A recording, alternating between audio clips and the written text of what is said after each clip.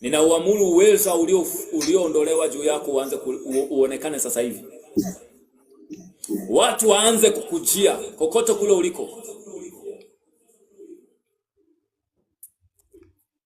Ninahesabu mpaka 3.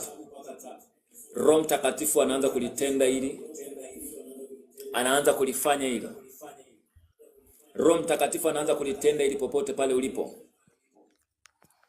Roho Mtakatifu anaanza kulitenda hili kokote pale ulipo. Roho Mtakatifu anakugusa kwa nguvu zake.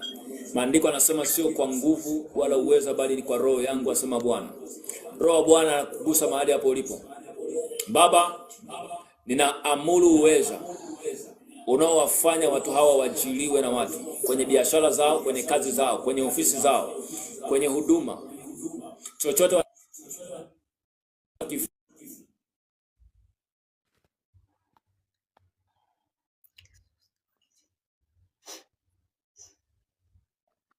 yari makaraba mandoruko shakaraba makarada bahasa. Receive power in the name of Jesus. Pokea uwezo kwa jina la Yesu. Watu ambao uwezo wao ulikuwa umeondolewa unarejea sasa hivi.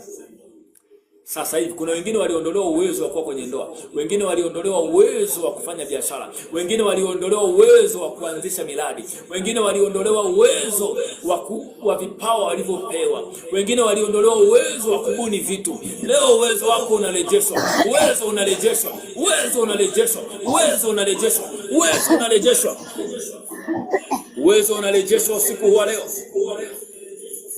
Mungu aliwatoa wana wa Israeli kwa pigo alilolipiga usiku.